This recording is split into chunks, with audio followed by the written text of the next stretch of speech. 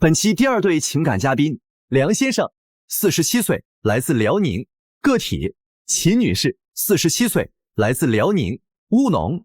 那么他们又遇到了怎样的情感困惑？你参加节目的诉求是什么？我就想问问我老公能不能不去扭大秧跳广场舞了。我已经跟他说过很多遍了，可是我拦都拦不住他。以前为了孩子的事儿，我一直很抑郁，现在好不容易找一个放松的方式，他为什么那么小心眼呢？他那些女粉丝每天都给他发私信，我看着心里能好受吗？他心里真的要有我的话，就应该跟他们断绝联系。他老是疑神疑鬼，老是盯着我，有那时间为什么不把闺女教育好？是因为扭秧歌和广场舞的事儿，而且呢还说这女粉丝挺多的是吧？对，我发现我老公最近他变了，我就感到他对我跟以前大不一样了。以前他也是扭秧歌，但是吧，秧场散了之后他就按时按点回来了。最近1-2个月之后，秧歌散了他也不回来。那干啥去了呢？散场之后和几个朋友喝喝酒聊聊天，别的也没啥。每天都是这样，我认为他根本就是在骗我。每天都扭秧歌呀？必须得去，拦都拦不住。你特热爱这项运动是吗？对，你扭2个给我们看看来。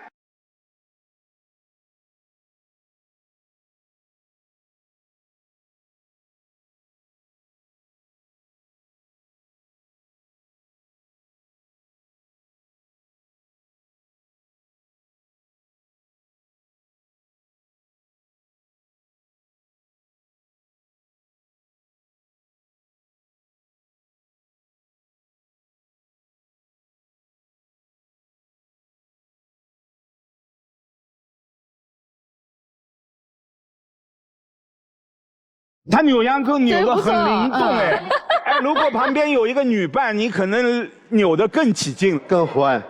更欢呀！每天都去，每天都散场不回来。他有单独女粉丝，咱俩跳一段啊，他就跟别人跳，那视频也有。来，咱们看看视频。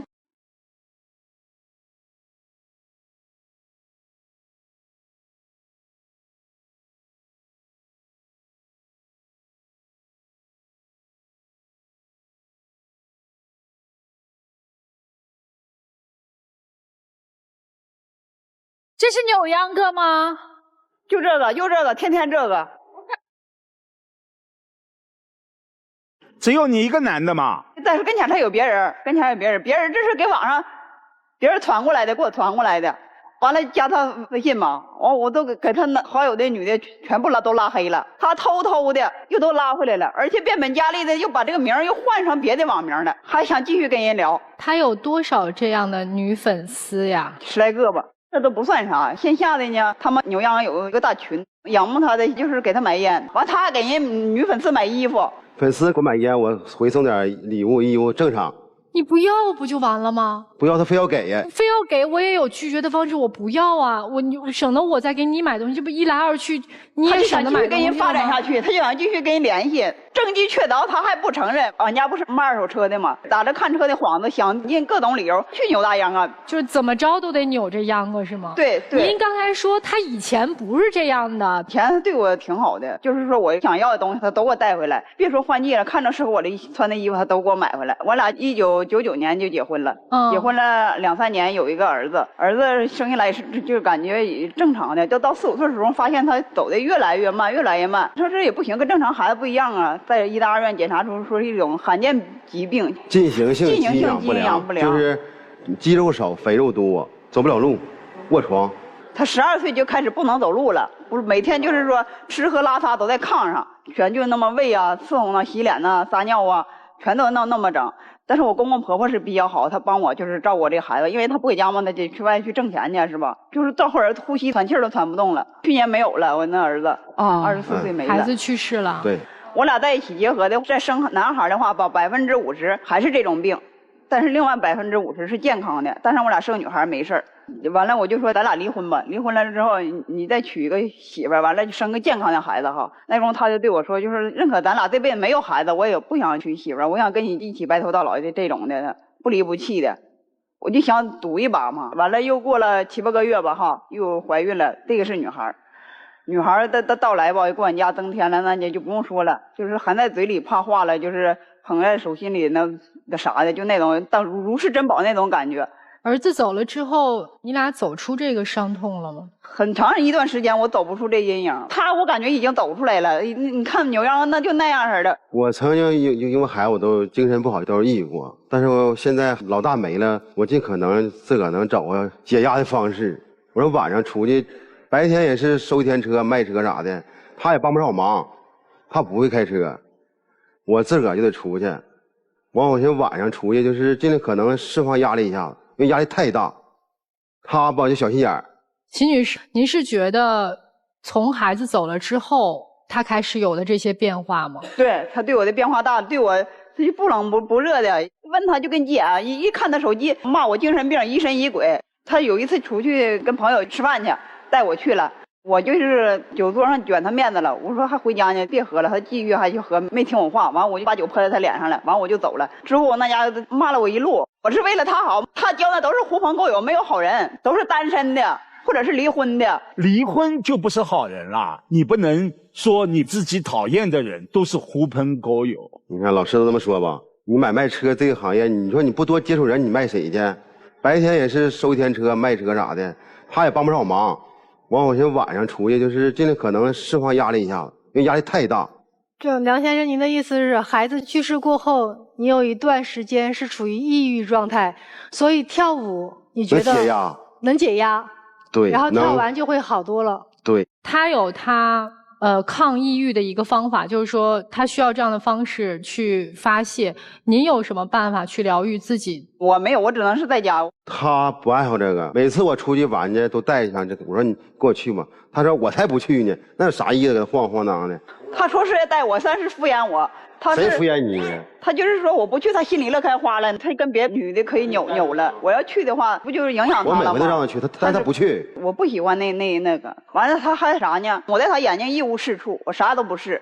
意思他说你这辈子你就嫁我吧，你嫁别人你给你卖了你都得替别人数钱去，你智商一点没有，情商你也没有，你啥都没有。我说的不对吗？做饭一年4季大米饭是长跑趟，面食根本就没有，洗衣服从来不带头的，谁见过洗衣服不头？那是你强词夺理，我自己衣服给那么洗吗？管你给你衣服没头啊？我说这都是，我不就是那样的吗？先生，那您这前面这么多年20多年的夫妻，前20多年为啥不挑呢？前2年那我年轻嘛，糊弄就糊弄过来了。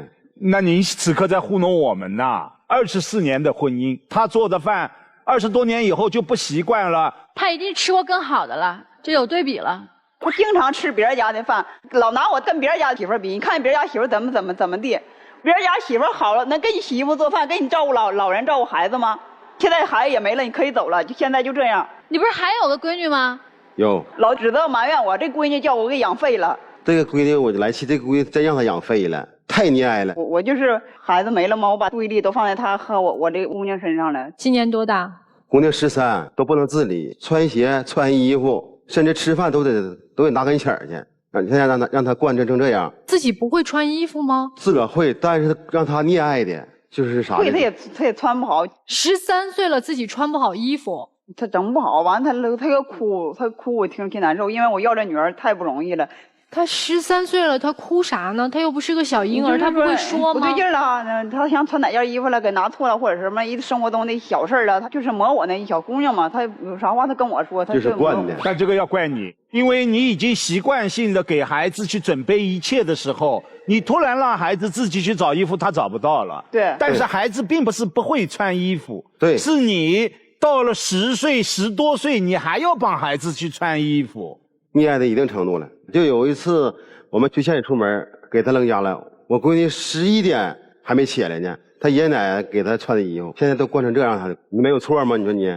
那你有错吗？孩子他一开始溺爱，你就感觉不对，你就应该干涉了呀，你为什么不干涉呢？我干涉他不听啊，老师。不听的话，您那时候就要据理力争啊。亲力亲为了吗？你都不有时间扭秧歌，你也没有时间去教育你闺女啊。根本注意力和精神都没在我身上，手机天天就是捧着这种。你手机不也捧着？说我，你手机离手了。所以现在有一种感觉，就是这个儿子走了之后，你俩的日子好像跟着儿子也一起去了。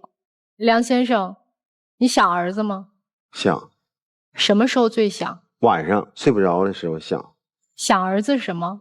现在都像他这么大边大，都得娶妻生子了，但是我家孩子却走了，跟人对比呀，感觉自卑，有点抑郁呀。有很多这种状况。今天你们2个人来到我们节目，需要我们帮助你们什么？我不是说不让他去跳舞了，你得减少次数啊。在那这样暧昧的短信跟这样式的跳舞，我这样式我受不了，这样日子我过不了。所以您的意思是，如果他继续这样下去，你就不打算过了，是吗？对。您说您的诉求是啥？我有诉求，老师，我这诉求是啥？就别天天跟抓贼似的看着我，老翻我手机。就是我扭秧也是释放压力，每天晚上就出去1个多小时就回来了，晚点就是跟朋友喝酒聊聊天，也没干别的。根本就不是那么回事儿，谁家正常过日子10、11、2点钟不回家，在农村那不正常吗？ 9点多已经散了，每天都有应酬和喝酒吗？他以前是一点都以前不是这样这样的，没说吗？以前对我可好了呢。我们先听听我们今天同样来求助的孙先生和吴女士，你俩听完他的事儿有啥感想？那我就先说2句吧哈。当听到说大侄儿没了，挺心疼大哥和大姐的，但是呢，作为一个女人也是需要提升的。这个大姐确实也没情商，也没智商。什么叫情商、智商啊？啥叫情商？啥叫智商？怎么这么不招人听呢？那都啥情况？那大姐他跟那女跳舞，我支持他好吗？大姐，你是始终停留在就是你在照顾儿子的那个阶段，到目前为止，我能感受到你还是在停留着。既然是没了，伤心不？就是我听到这个事儿呢，我也很伤心。但是咱必须得走出这个阴影，人得往前走，是不是？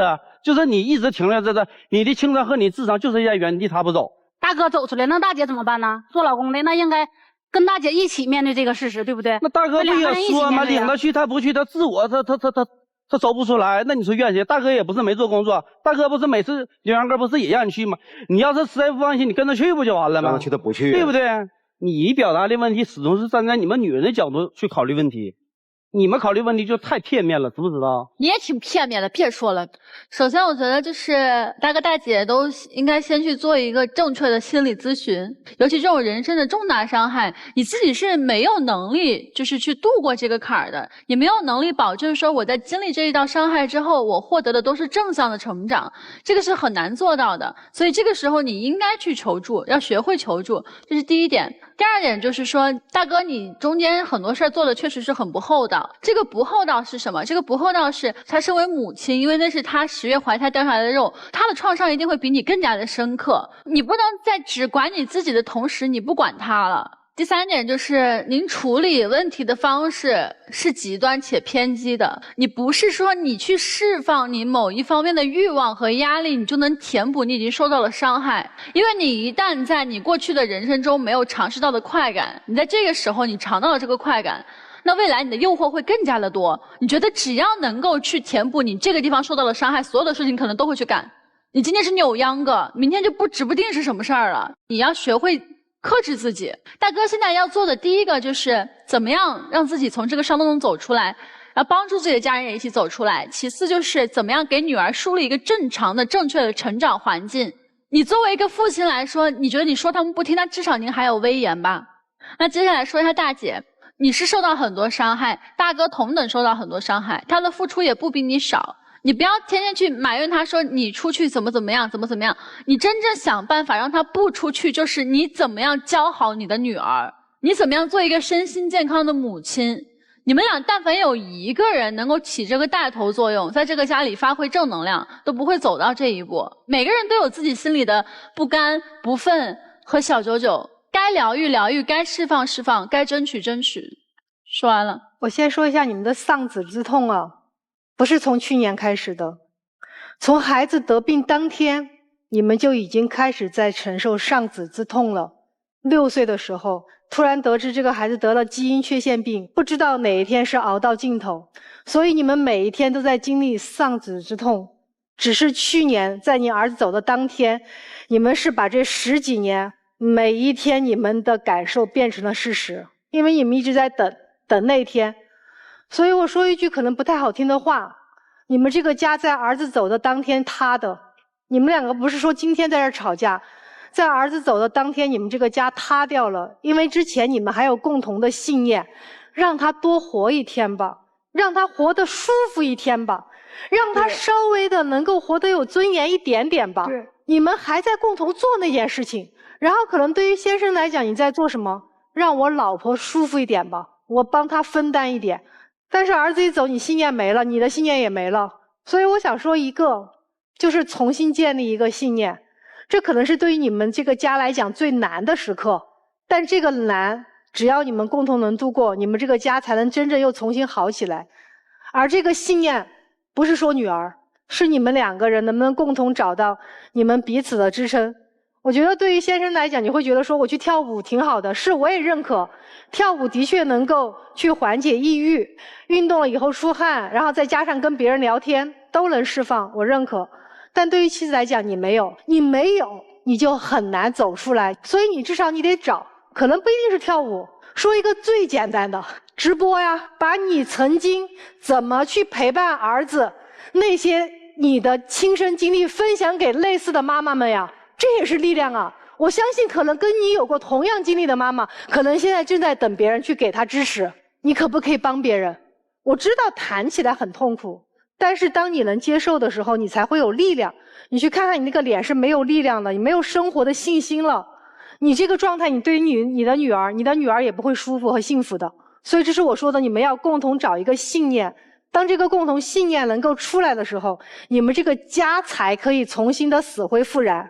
不然我不知道你们哪一天互相就崩盘了，这个家真的就没了。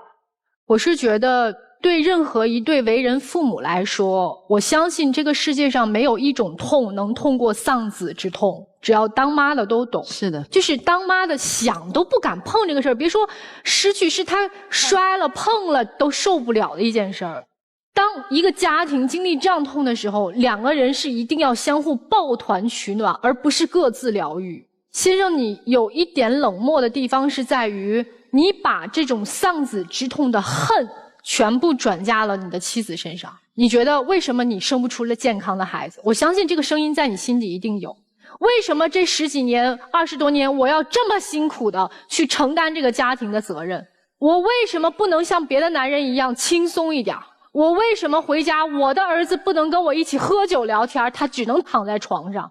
你觉得这一切都是这个女人带给你的，说到根儿上，所以你对这个女人内心有深深的恨。只不过孩子在的时候，你看着孩子，觉得人生还有希望；孩子走了之后，这个希望没了，这个恨就全部显现出来。你确实需要去做一下心理咨询。我觉得你需要去好好的去审视一下自己的内心，包括你的抑郁是不是真的好了。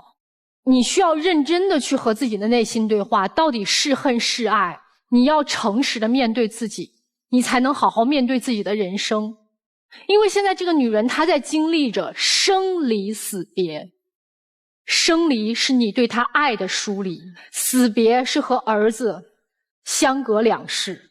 对她而言，她不知道人生未来在哪，所以她只能折磨你，甚至是女儿。其实现在最可怜的人是你们的女儿啊，为什么？他把女儿当你们的那个儿子一样照顾，因为你们的那个儿子他不能自理，他已经形成一种条件反射，我照顾的孩子就是需要这样亲力亲为，这才叫爱，这才是妈。对，他已经不知道如何当一个健康孩子的母亲了。所以先生，如果你有恨的话，我希望你能说出来，或者你能去找一个什么途径和方式去消化，但是你不能再用这样的方式折磨这个女人。你不能这面让她在家里给你当着老婆管着家，外面你跟别的女人怎么着，这样不对，不行。我认为人世间最不忍开口最痛的事情就是丧子之痛。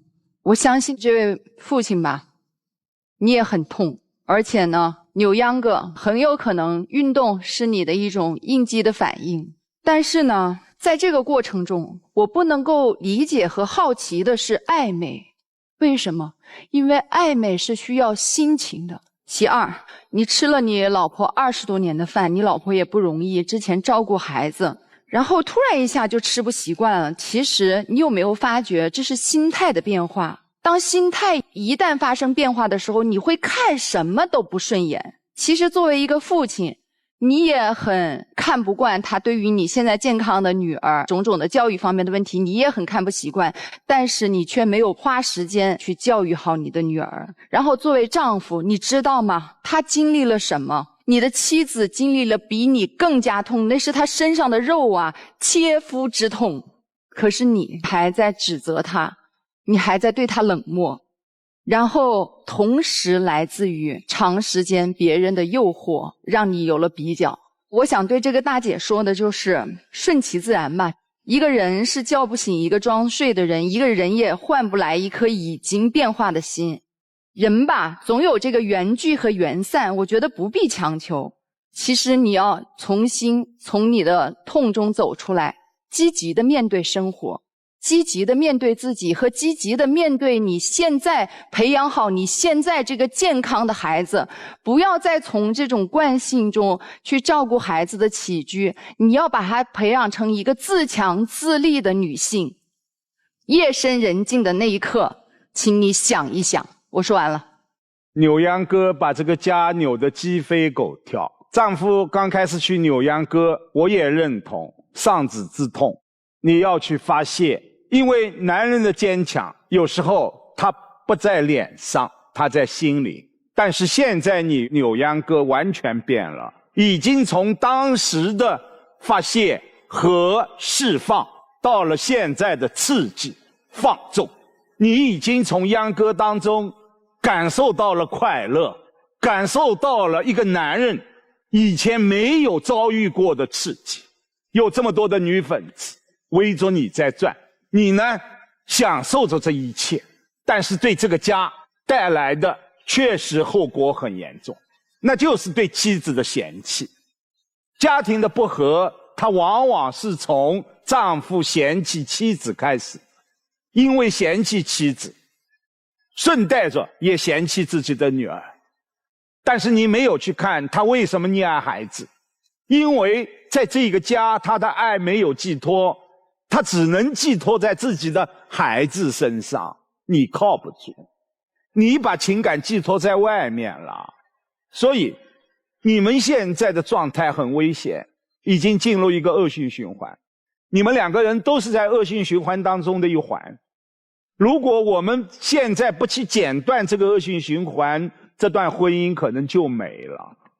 我的建议是，如果丈夫真的还想好好过，那你就把心回到这个家，秧歌彻底停止。你现在需要2个字：收心。你必须把心收回来，才一切有可能。当然妻子，你也要改变孩子走了以后的精力投放，尤其是对女儿。我们现在对女儿严格要求，我们正常的让孩子在正常的家庭生活当中去成长，是为了孩子今后能够正常的生活，是为孩子好。所以面对这样的情况，大哥，今天你要做出选择。如果这个第一步选择你做不出，那何谈第2步、第3步，可能最后一步，那就是2个人协商着如何离婚的问题了。所以今天是这样的啊，梁先生，我给你一个出来的一个条件，既然站上了爱情保卫战的舞台，就请对我们真诚，并且说实话。如果你还爱他，我相信你能做出改变。如果你爱的话，你就出来；如果你不爱了，心中有怨和恨，暂时消不掉的话，咱们今天就别勉强，别出来。但是你要认真的告诉你的老婆，我需要一段时间，或者我需要怎么样的方式，不要去把这个怨和恨给他表达出来或者消化掉。但你不能再这么欺负他，这边让他伺候着你，骂着他，外面跟别的女人暧昧，这不是一个老爷们该干的事儿，明白吗？然后孙先生和吴女士，您2位也是，如果决心要改变和调整，是自己改变自己啊，我们不是说改变对方啊，就是改变自己的话，那您2位就出来。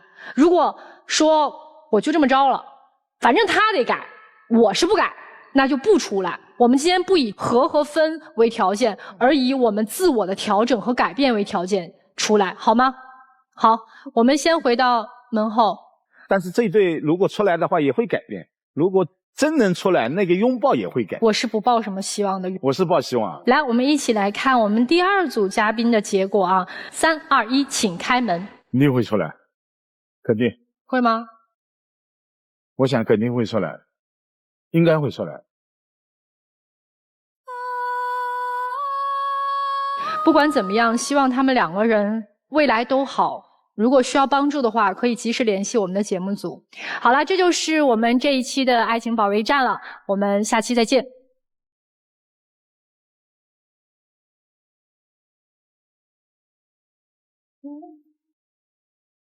好。